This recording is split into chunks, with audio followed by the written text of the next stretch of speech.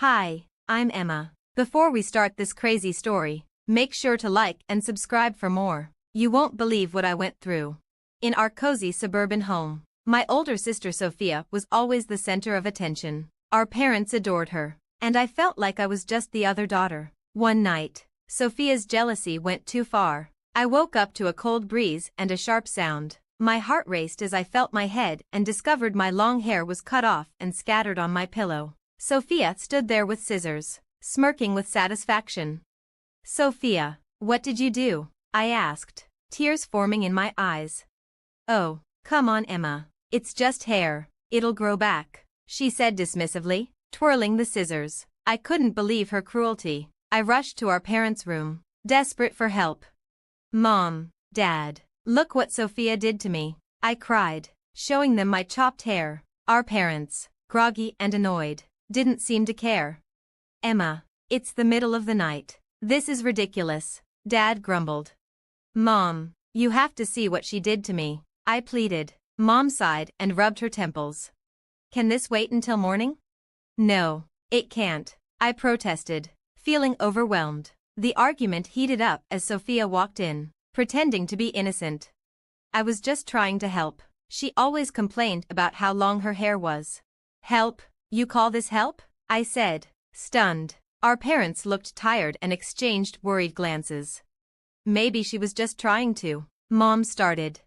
"To what? Ruin me?" I interrupted, feeling the sting of injustice. The tension in the room was thick. "Sophia always gets away with everything, and you never believe me." My voice cracked with anger and sadness. "Emma, that's enough. We won't tolerate this ingratitude and disrespect," Dad said firmly.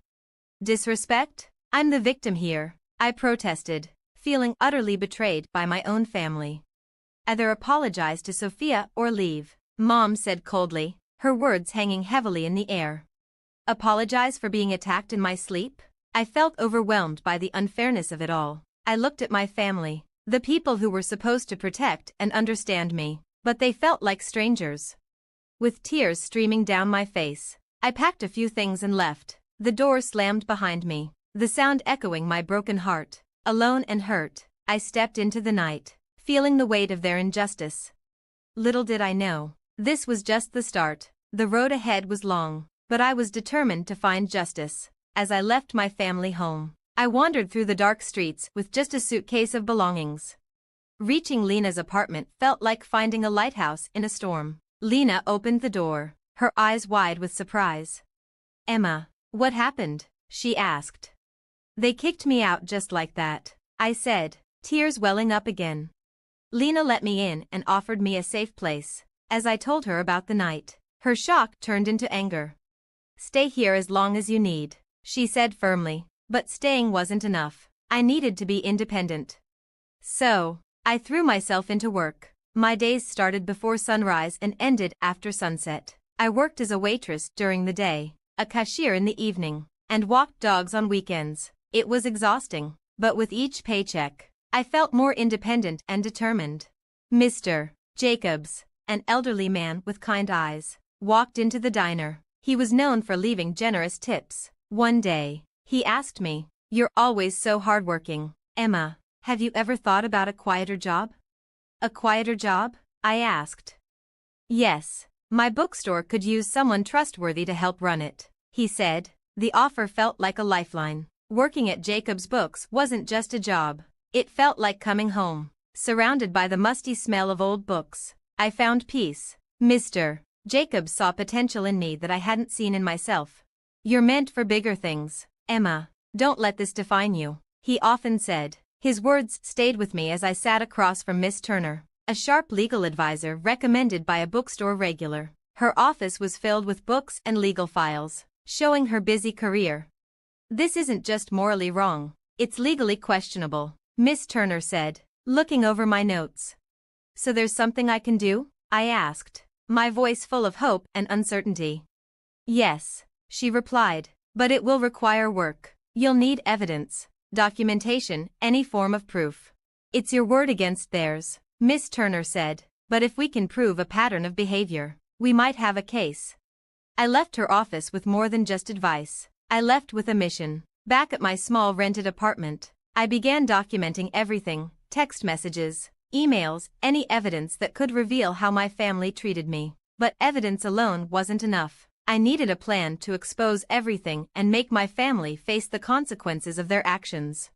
Nights were spent researching, and days were devoted to gathering information. I reached out to old friends, neighbors, anyone who could help build my case. I was meticulous, treating each piece of evidence like a brick in the fortress I was constructing. Document everything. Leave no stone unturned, Miss Turner advised during our weekly meetings, and that's exactly what I did.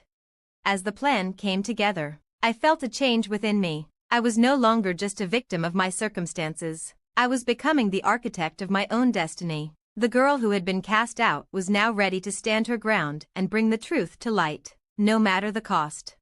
Months of preparation led to this moment. My plan was precise, every detail carefully considered. The evidence against my family was a mix of solid proof and strategic tactics. I decided to start with Sophia. She had a knack for twisting things to her advantage, especially on social media. I watched as she posted about her perfect life, unaware of the storm I was brewing. It was time to reveal her true colors. Sophia loves the spotlight, I thought. Let's give it to her, I whispered to myself as I began my subtle campaign. I started posting old photos of us that seemed innocent, but the captions were carefully crafted to hint at a deeper story. One caption read, "Missing the sisterly love," which made people start to question and dig deeper. I reached out to mutual friends, sharing snippets of Sophia's behavior but carefully avoiding exaggeration. It wasn't long before whispers began to spread, and her perfect image began to crack. At the same time, I gathered legal evidence, old emails, voicemails, medical records, anything that showed years of neglect and favoritism. Miss Turner was invaluable, guiding me through the complex legal process. "The stronger your case, the harder they'll fall," she advised. With my evidence ready, I waited for the right moment, our extended family's annual reunion. It was the perfect setting, with the entire family present, an audience for the truth. As I walked in, the tension was palpable. Sophia greeted me with a fake smile, and my parents' hostility was barely concealed. Dinner was a blur of forced conversations and strained smiles. Then, as everyone settled into the living room, I stood up and cleared my throat. The room fell silent. "I have something to share," I began, my voice steady. I revealed everything: the haircutting incident, the years of favoritism, and the night they threw me out. Each word made the room more tense, filled with shock and disbelief. My parents and Sophia sat frozen, their faces a mix of anger and fear. "What is this nonsense?" Dad finally spluttered. "It's not nonsense, Dad. It's the truth," I retorted, holding up my evidence, photos, emails, and testimonies. The truth was laid bare for everyone to see. The room erupted into chaos, a mix of disbelief and anger. "How could you, Sophia?" one aunt exclaimed. "Emma, why didn't you say anything?" a cousin asked amid the turmoil. I called Miss Turner. "It's done. They know everything." "Good. I'll handle it from here," she replied. The wheels of justice were set in motion, and the chapter of that dramatic night closed. The facade of my perfect family was shattered, and legal proceedings began. For the first time, I felt a sense of closure. The road ahead was still long, but justice was finally within reach. The courtroom was a world apart from the chaos of the family reunion. Everything here was orderly, and the air was charged with anticipation. I sat composed but nervous as Miss Turner prepared our case. "Miss Turner, are we ready?" I whispered.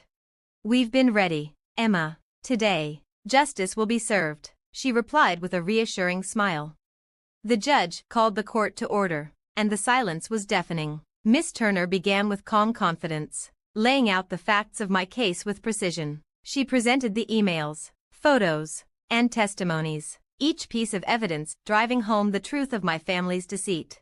My parents and Sophia sat with their lawyer, their faces a mix of anger and fear. Miss Turner recounted the incidents, including the night Sophia cut my hair and how I was thrown out like a criminal when I sought support.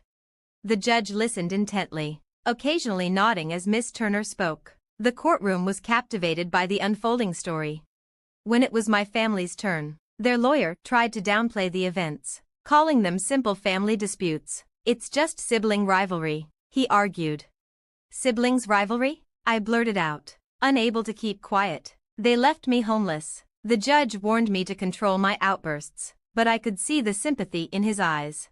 As the proceedings continued, the truth became increasingly clear. In the end, the judgment was swift and fair. My parents and Sophia were found guilty of emotional abuse and wrongful eviction. The gavel's sound was like music to my ears.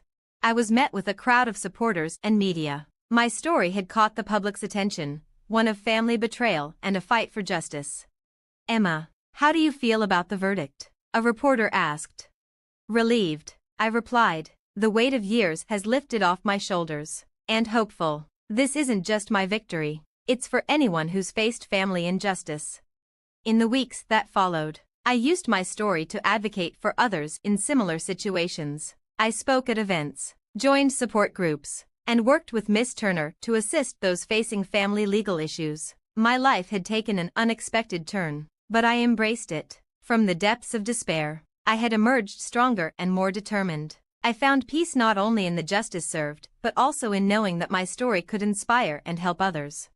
As for my family, they faced the consequences of their actions. Their once perfect image was shattered. I didn't take pleasure in their downfall, but I felt a sense of closure. Looking ahead, I knew the road wouldn't always be easy, but I was prepared for whatever came next. The toxic people in my life had received their comeuppance, and I, Emma, had found my triumph. And that's the end of Emma's journey. But here's a question for you. If you were in Emma's position, would you have chosen to legally confront your family or taken a different path to find closure and move on? It's a tough choice, filled with emotional and moral complexities. What would you do and why? I'm really curious to hear your thoughts, so please share your opinions in the comments. If you enjoyed this story and want to see more, don't forget to hit the like button and subscribe to the channel. Your support means the world to us and helps us bring more content like this to you. Thanks for watching and engaging with our story.